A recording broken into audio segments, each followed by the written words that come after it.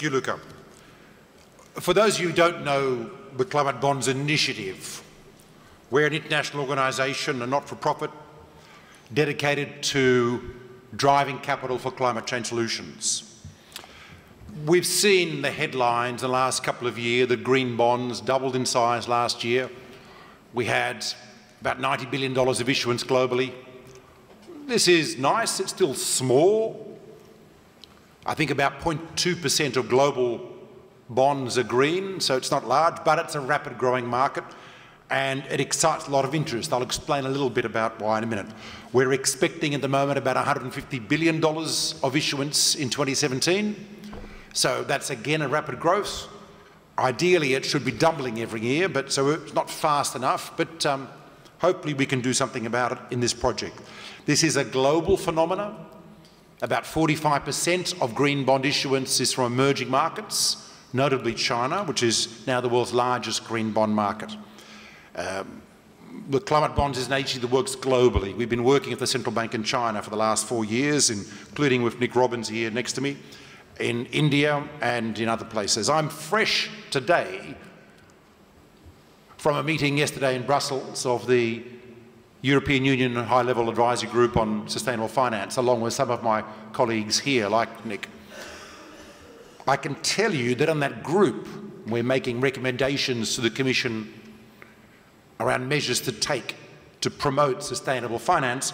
We have green finance well and truly on the agenda. We have green definitions on the agenda, and we have green valuations on the agenda.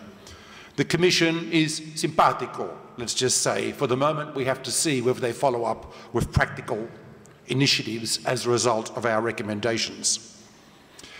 The drivers behind this green bond market that has been exciting interest and getting a lot of headlines. You know, this is an investor-driven market in Europe and America. This is not a regulatory-driven market. It's not an NGO-driven market. This has arrived because we have investors across developing countries who have developed a visceral concern about the long-term risks of climate change. We had at the UN Climate Summit 2 years ago investors representing $60 trillion US.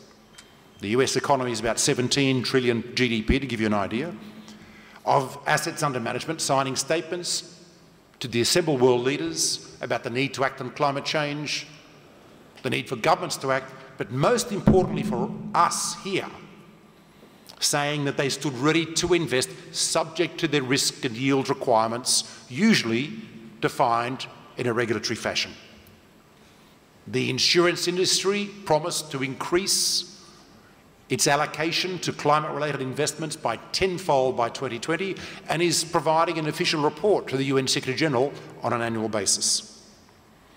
This is about trying to bridge the gap between 40-year risk concerns and short-term horizon management. The truth is that most portfolios are run on a 3 to 5 year horizon. A green bond is a comparable risk yield instrument which, as a bonus feature, addresses a long-term risk, hence its attraction. Oversubscription is the norm here. We've got a few green bond issuers in the room here who can tell you about the success so far.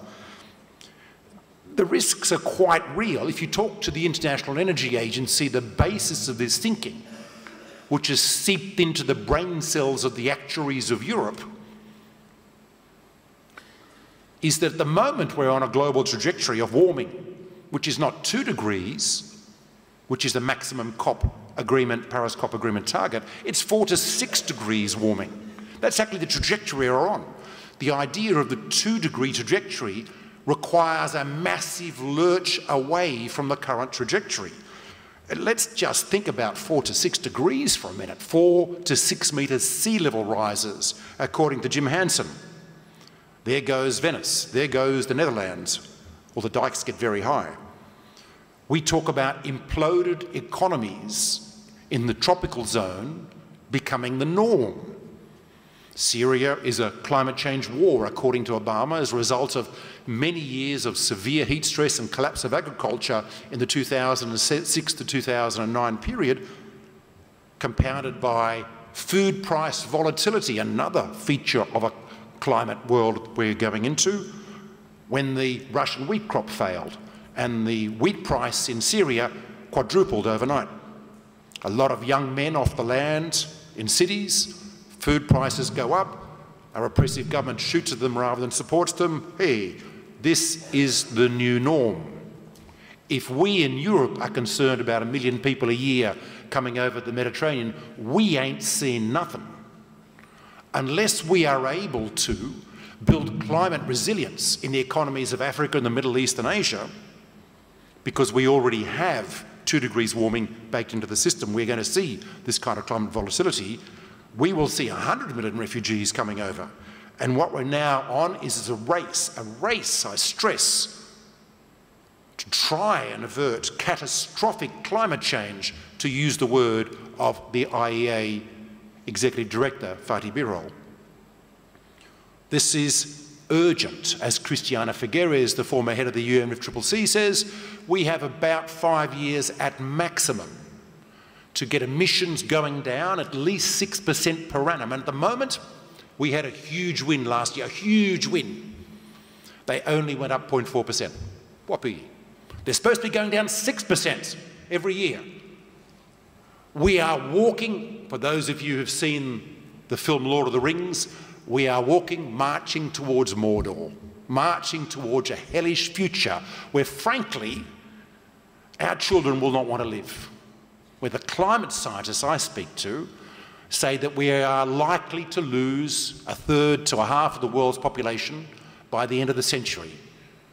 Not so much from the wars and the flooding and the movements of people that will happen, but from the epidemics that come from this. And we have a greater understanding now of the link between epidemics that have hit Europe in the last 1,000 years and climate change that's happened. That's the background, that's the risk. The window of opportunity to address this risk is short, but luckily there are solutions available to us. The first solution to bear in mind is that most of what we have to do can be designed to be investable. The returns on investments for energy efficiency, for example, mobility, energy. These are solutions that can be designed, as we have always designed infrastructure or social solutions, to attract private capital with some modest steps by government. Some modest steps by government. That's the lesson we have yet to fully learn and apply, but that is the opportunity ahead of us. We need to do this with tempo, with urgency, but we can do it. Buildings represent 40% of the solution. That's why we're here today. If we do not succeed in this mission, Europe has no chance of addressing climate catastrophe. If the world does not succeed on this mission of rapidly improving the energy efficiency of the European housing stock, the world does not succeed on its mission to avert catastrophic climate change, which, just reminding you, is a very grim future for your children and my children. The second extraordinary opportunity in front of us at the moment, at this period when we now understand that most of what we have to do involves the allocation of capital to green solutions, is that by happenstance, by extraordinary luck, by unbelievable serendipity, we have the capital. We have never, ever been in the history of humanity, where we have this much capital available on the planet. And as you know, 20 to 21% of that in Europe in institutional investment capital is invested in negative or zero interest rate bonds. They're not even paying Obvion-style interest rates. This money is being frittered away in the European Central Bank. We need to apply it to productive investments. So that's the challenge. That's the challenge ahead of us. I'm just going to go to solutions. Oh, hang on, I forgot something, Nick. I forgot something. That capital that is sitting around, invested in the ECB and a negative interest, wants green. At the UN Climate Summit 2 years ago, I just mentioned 60 trillion voted, said they want green. They want green. The green bonds market is merely evidence of that demand. We've seen it. This is why the growth is happening. You give an investor like Texas 2 options. A bond with two bonds with similar risk and yield profiles, and one has green as a bonus feature.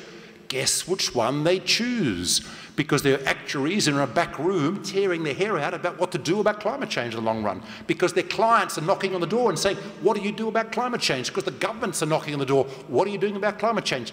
That's the seed of the opportunity for all of us, for the banking sector. The solutions: one, we already have the start of a change here. We have some momentum, albeit small shoots, not exactly trees or forest yet. But we need to feed the investors with product and maintain this enthusiasm and momentum. Some of us in the room are doing it. Berliner Heap, where are you, Bodo? Stand up, the most recent green bond issuer. Damn, he's hiding somewhere. Max from Obvion, the world's first green residential mortgage-backed security. Joop from ABN AMRO, who issued green corporate bonds around property portfolios in Netherlands, and so on. This is the start of the market. This is an example of issuing bonds against portfolios that currently exist, current valuations, and getting some benefit for the treasurers, for the issuers. This is full value of portfolio, by the way, allocated to the bonds, not the energy efficiency retrofit cost, which is too small to be particularly useful to the bond market in the long run. It's investor marketing. We need to nurture this. We are nurturing this. The Green Finance Study Group, which Nick has been involved in running, has made some good comments supporting green bonds. Even the BRICS countries have come out at their summit talking about green bonds. Treasurers keep coming out. Barclays Treasury, if you're interested, by the way, is desperate to buy A to AAA green bonds. If you've got any, come and speak to me afterwards. Aberdeen, Allianz, Union, even the Deutsche Bundesbank. My God, the Deutsche Bundesbank is forced to create a green bond strategy. Forced because the Landers are telling them for their pension funds they want to invest in green bonds. So now we actually have a green bond strategy in the Deutsche Bundesbank. Hallelujah! There is hope for change yet. We need to build liquidity. We need increased scale of issuance that will give us liquidity. Thank you, France.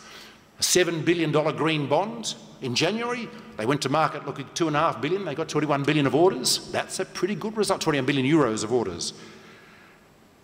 We're now on the back of that liquidity which has started appearing in the European market, beginning to see price differential for the green flavour with exactly the same rating as other bonds. That's very important. We'll be producing a report next month of IFC to track this and provide evidence about this. We will now see issuers often, not always, often claiming a 5 to 15 basis point benefit for the green flavour in a bond. This is price difference. This is an incentive for bankers now to issue bonds, right now to issue bonds. This is the momentum we can keep up. We do have some work to improve the tools. We need metrics. We have a project with the European Investment Bank and the World Green Building Council here to improve the availability of existing metrics so we can simply help banks more quickly and easily issue green bonds.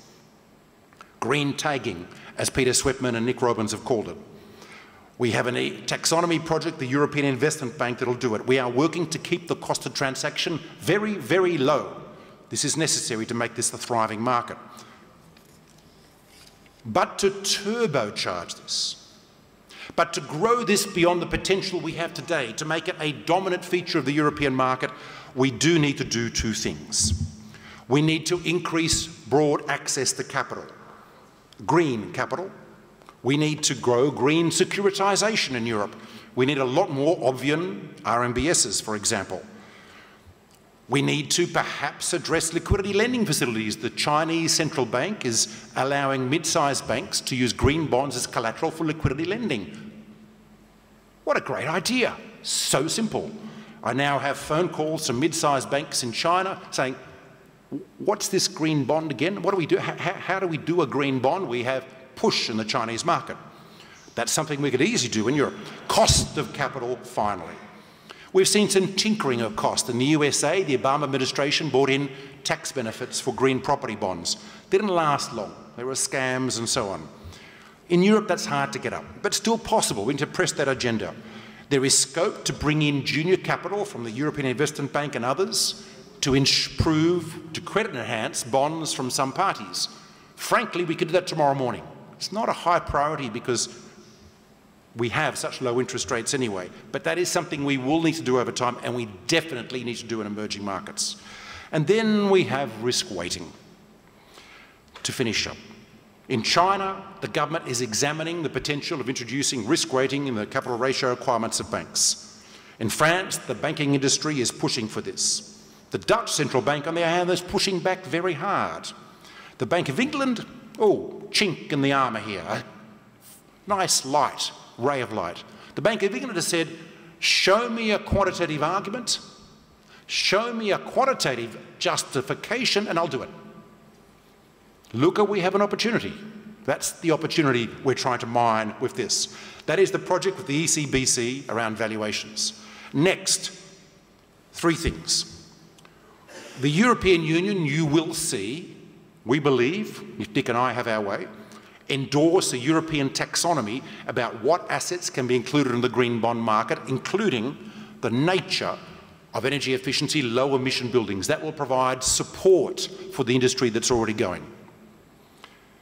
We have set up, and we're announcing today, the launch of a European Union Green Securities Committee to drive standards, to drive data provision, to drive policy, to support this project that has already been announced today. And that's a joint initiative between the ECBC, Climate Bonds Initiative, and the UNEP inquiry, and some of the members of that committee are here today. ABN AMRO, Berliner Hyp, Barclays, Obvion, M&G Investment, the Federation of Finnish Financial Services, would you believe? And all the rating agencies are observers in that.